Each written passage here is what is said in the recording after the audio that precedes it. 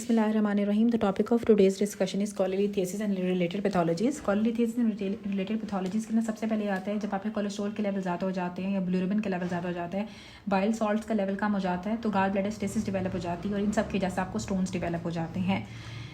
अब कोलेस्ट्रॉल ज़्यादा होगा, बिलिरुबिन ज़्यादा होगा या बाइल सॉल्ट्स कम हो रहे हैं या अगर आपके गाल ब्लैडर की स्टेसिस डेवलप हो रही है तो इन सब की वजह से स्टोन्स डेवलप हो जाते हैं। दो तरह के स्टोन्स होते हैं, कोलेस्ट्रॉल स्टोन्स होते हैं, पिगमेंट स्टोन्स होते हैं। टू टाइप से स्टोन्स थे, एक हमारे पास कोलेस्ट्रॉल स्टोन्स होते हैं, एक आपके जो है ना वो पिगमेंट स्टोन्स होते हैं। जो कोलेस्ट्रॉल स्टोन्स होते हैं ना उसमें क्या होता है वो रेडियोल्यूसेंट होते हैं, 10 से 20% आपके ओपेक होते हैं कैल्सिफिकेशन की वजह से। 10 से 20% ओपेक हो जाते हैं कैल्सिफिकेशन की वजह से, लेकिन ज़्यादातर ये रेडियोल्यूसेंट होते हैं। 80% स्टोन्स जो होते हैं ना वहाँ पे कोलेस्ट्रॉल स्टोन्स ही होते हैं।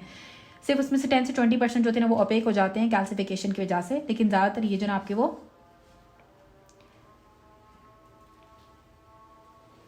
ज़्यादातर ये आपके जो है वो ओपेक होते हैं कैल्सिफिकेशन की वजह से, लेकिन वैसे ही रेडियोल्यूसेंट ही होते हैं। ये ओबेसिटी के साथ एसोसिएटेड होते हैं, क्रॉन्स डिजीज़ के साथ होते हैं, एडवांस एज की वजह से एस्ट्रोजन थेरेपी जो ले रहे होते हैं, मल्टी पैरिटी के अंदर रैपिड वेट लॉस या मेडिकेशन जैसे कि फाइब्रेट्स जो ले रहे होते हैं उनके अंदर भी कोलेस्ट्रॉल स्टोन्स डेवलप हो जाते हैं। क्रॉन्स डिजीज़ ओबेसिटी की वजह से साइड से बात है कोलेस्ट्रॉल स्टोन्स होंगे। अगर आपकी एज बहुत ज़्यादा है तो उसके अंदर भी कोलेस्ट्रॉल स्टोन्स हो जाते हैं। एस्ट्रोजन स्टीरॉइड्स हैं तो उसकी वजह से भी आपकी बॉडी के अंदर जो है ना वो कोलेस्ट्रॉल के लेवल ज़्यादा होंगे, तो एस्ट्रोजन थेरेपी के अंदर भी कोलेस्ट्रॉल स्टोन्स बन जाते हैं। मल्टी पैरिटी की वजह से कोलेस्ट्रॉल स्टोन्स हो जाते हैं। रैपिड वेट लॉस, अगर आप अचानक से बहुत जल्दी अपना वेट लॉस करोगे तो भी आपको कोलेस्ट्रॉल स्टोन्स बन सकते हैं मेडिकेशंस में फाइब्रेट्स की वजह से। दूसरे होते हैं पिगमेंट स्टोन्स। अब पिगमेंट स्टोन्स होते हैं ब्लैक कलर के होते हैं, नॉर्मली रेडियो ओपेक होते हैं, कैल्शियम बिलिरुबिनेट होता है, हिमोलिसिस होती है। ब्राउन कलर के होंगे तो रेडियोल्यूसेंट होते हैं। अब दो तरह के होते हैं, एक ब्लैक कलर के होते हैं, एक ब्राउन कलर के होते हैं पिगमेंट स्टोन्स। ब्लैक जो होते हैं ना उसके अंदर आपका कैल्शियम बिलिरुबिनेट होता है और या हिमोलिसिस होगी, ठीक है। अब हिमोलिसिस होगी तो आपका ब्राउन कलर का होगा, इसे हम कहते हैं रेडियोल्यूसेंट, और इसमें क्या होता है इन्फेक्शन भी हो सकती है। अब क्या होंगे, दो तरह के स्टोन्स होते हैं, ब्लैक होते हैं, ब्राउन होते हैं। जो ब्लैक होते हैं वो रेडियो ओपेक होते हैं, उसमें कैल्शियम बिलिरुबिनेट होता है या फिर जो है वो हिमोलिसिस होगी, ठीक है। जो ब्राउन वाले होते हैं वो रेडियोल्यूसेंट होते हैं और वह किसी न किसी इन्फेक्शन की वजह से डेवलप होते हैं।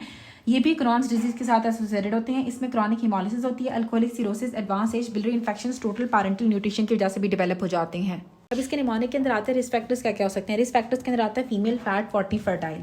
जब भी कोलेस्ट्रॉल स्टोन्स जब भी आपकी कोलेलिथियासिस होगी, गाल स्टोन्स होंगे ना, तो उसके आपने 4 निमोनिक रिस्क फैक्टर्स याद रखने हैं। ज़्यादातर ये फीमेल्स के अंदर होते हैं क्योंकि एस्ट्रोजन थेरेपी ले रही होती हैं, ओबेसिटी ज़्यादा फीमेल्स के अंदर होती है तो कोलेस्ट्रॉल स्टोन्स डेवलप हो जाते हैं।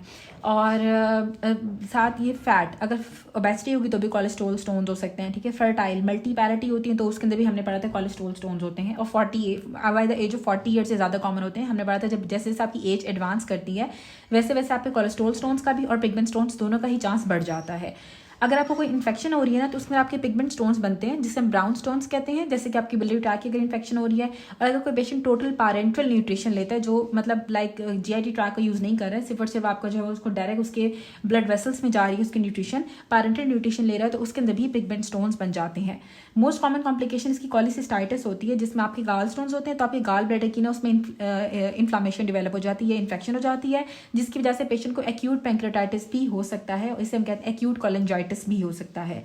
इसको हम अल्ट्रासाउंड करा के डायग्नोस करते हैं और इसकी हम इलेक्टिव कोलिसिस्टेक्टमी कर देते हैं अगर तो पेशेंट सिम्टोमेटिक हो गया। अगर तो पेशेंट है जिसको गाल स्टोन्स है उसको पेन होना स्टार्ट हो गए या सिम्टम्स आना स्टार्ट हो गए, वॉमिटिंग हो रहा है, नोजिया हो रहा है, तो फिर आपने उसकी इलेक्टिव कोलिसिस्टेक्टमी कर देनी होती है। अब यहाँ पे लिखा हुआ भी है कि सेक्स में फीमेल्स के अंदर ज़्यादा कॉमन होता है, एज ज़्यादा बढ़ेगी तो कॉमन होगा ओबेसिटी से, जेनेटिक्स से, और डिक्रीज कोलेस्ट्रॉल 7 अल्फा हाइड्रोक्सिलेज अगर कम हो जाती है, 7 अल्फा हाइड्रोक्सिलेज की कमी की वजह से आपको कोलेस्ट्रॉल ये गाल स्टोन्स डेवलप हो जाते हैं, कोलेलिथियासिस डेवलप हो जाती है, क्योंकि इसकी वजह से कोलेस्ट्रॉल के लेवल ज़्यादा हो जाते हैं, बाइल सॉल्ट्स कम हो जाते हैं, गाल ब्लैडर की स्टेसिस होती है, आपके जो बाइल होता है उसकी सुपर सैचुरेशन हो जाती है कोलेस्ट्रॉल के साथ, क्योंकि कोलेस्ट्रॉल बहुत ज़्यादा हो रहा है तो आपको कोलेस्ट्रॉल स्टोन्स बन जाते हैं। इसी तरह से जब पेशेंट जिसकी क्रॉनिक हिमोलिसिस हो रही होती है, मतलब बहुत ज़्यादा अगर उसके रेड ब्लड सेल्स की ब्रेकडाउन हो रही है या अगर उसको बिलियरी ट्रैक की इन्फेक्शन डेवलप हो गई है तो अनकॉन्जुगेटेड बिलिरुबिन ज़्यादा हो जाता है।